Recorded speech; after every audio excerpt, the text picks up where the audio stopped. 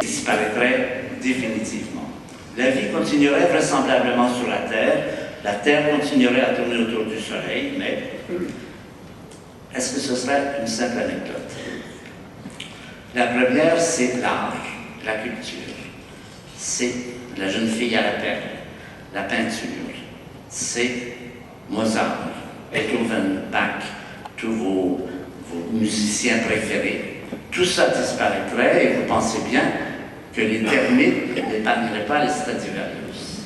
Ce serait terminé, tout cela, la vie continuerait, mais tout cela serait une perte sèche. Donc, premier élément que seuls les humains ont pu faire, il n'y a pas de Mozart chez les animaux. La deuxième, c'est la science. Nous avons découvert le Big Bang, nous avons découvert les lois de la physique atomique, nous avons inventé la médecine, nous avons découvert énormément de choses, toute la science qui serait évidemment éliminée parce que les radiotélescopes qui nous montrent de beaux paysages célestes, ces radiotélescopes, vous pensez bien qu'ils rouilleraient et que ce serait terminé, ces connaissances seraient éliminées. Mais la troisième chose, je parlais de l'art, de la science, la troisième chose, je vais vous la présenter avec une petite fable. Voilà un nid d'oiseaux. Dans ce nid, il y a 4 petits oisillons. 2 des oisillons sont malades. 2 des oisillons sont en santé. Les parents oiseaux nourrissent les oisillons en santé et laissent mourir les oisillons malades. Pourquoi? Les biologistes nous disent c'est parce que les oisillons en santé ont vraisemblablement des gènes en santé, les oisillons malades ont peut-être des gènes qui ne sont pas en santé, et pour le futur de la lignée, pour les descendants, il vaut mieux soigner les oiseaux en santé que les oisillons malades. Donc, on les laisse mourir. La même petite fable, maintenant, vous avez une famille, vous avez 2 enfants. Il y a un enfant qui est en santé, un autre qui est malade. Vous savez, les parents soignent l'enfant malade quelquefois plus que l'enfant qui est en santé, bien que ce soit contraire à ce qu'on peut appeler la logistique des gènes. On pourrait dire, mais oui, c'est pas une bonne idée. Il vaudrait mieux laisser mourir l'enfant malade et soigner l'enfant en santé. Pourquoi est-ce que nous avons fait ça? Pourquoi nous faisons ça? Eh bien, le mot qu'on applique ici, c'est la compassion. C'est un élément qui est propre à l'humanité. On le trouve chez certains animaux, les dauphins, dans certains cas, chez certains singes, mais ce qui est propre à l'humanité, c'est de souffrir, de voir d'autres personnes souffrir. C'est que nous avons cette compassion qui est assez forte pour nous amener à réagir, et non seulement à réagir, à le déplorer, mais à agir. C'est ce qui est derrière la Croix-Rouge, le Croissant-Rouge, Amnesty International, la médecine, toute la médecine, tous les gens qui s'occupent des gens qui sont malades. Eh bien, ça, c'est un élément humain, encore une fois, qui est propre aux humains. En tout cas, l'organisation et la gestion, c'est propre aux humains. Et c'est le troisième élément qui disparaîtrait. Quand les lions voient une gazelle malade, ils ne vont pas la soigner, ils vont la manger. Les lions continueraient à manger les gazelles malades, mais cet élément qui est la compassion disparaîtrait de la planète. Et je pense que ces 3 éléments, l'art, la science et la compassion, sont 3 éléments pour qu'on se mette en marche et qu'on fasse quelque chose pour essayer de préserver l'humanité, de faire que l'humanité existe encore maintenant longtemps et dans un bon état. Alors je vais vous parler maintenant d'un autre chapitre qu'on appelle le réveil vert. Tous les ans, on l'augmente un peu plus. On a atteint le 3% cette année, donc c'est en contradiction avec ce qu'on sait qu'il faudrait faire.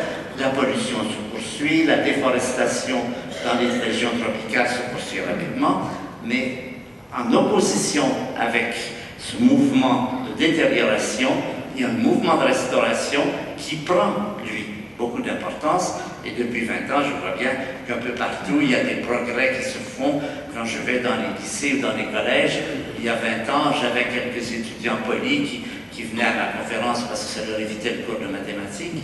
Maintenant, ils sont là, ils ont fait des posters, ils ont alerté les directeurs de leur lycée pour avoir de la nourriture bio, des composts et tout ça. Il y a vraiment une puissance de plus en plus grande qui fait que si on veut résumer la situation, c'est un affrontement majeur entre ces deux forces.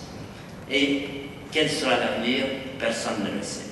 Personne ne peut dire laquelle va l'emporter. Personne ne peut dire comment sera cette planète dans 30 ans. Moi, j'ai des petits-enfants, dans 30 ans, moi, je ne serai plus, mais eux, ils seront vraisemblablement. Ces enfants, je m'inquiète de savoir quel sera l'état de la planète à leur période. Eh bien, ce dont il faut se rendre compte, c'est que nous sommes dans une période d'affrontement majeur et les décisions qui sont prises aujourd'hui sont des décisions qui vont influencer l'espèce humaine pendant des milliers d'années. Ça, je pense qu'il faut le réaliser. Ça ne paraît pas comme ça, parce qu'on voit, tout va bien, mais le fond des choses, c'est ça. Et je vais terminer sur une petite histoire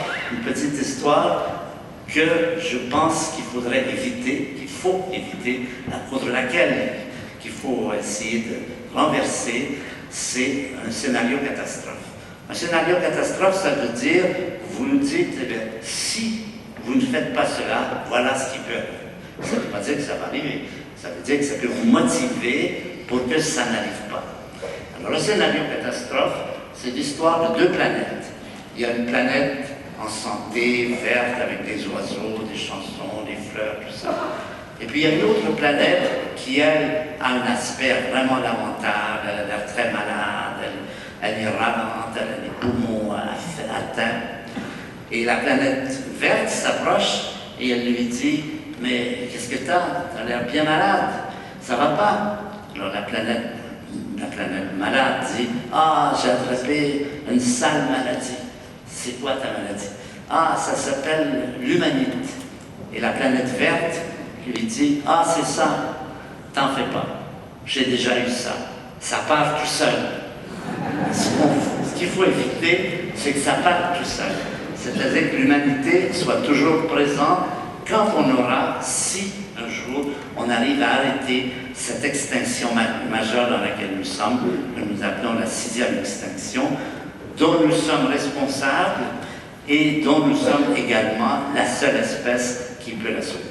Donc voilà, c'est un peu pour stimuler une atmosphère tonique que je vous ai à la fois présenté ce qui ne va pas, là on voit le péril, et aussi ce qui sauve.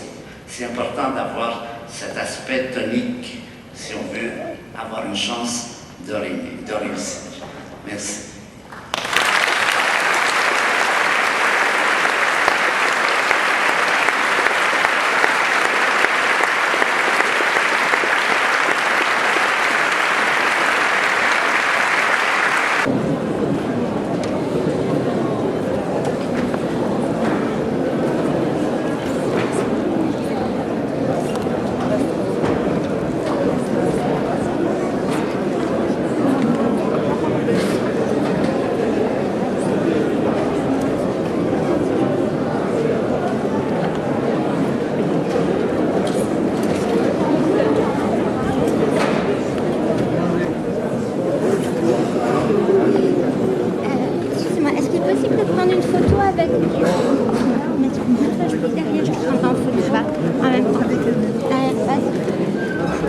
Mets-toi juste derrière.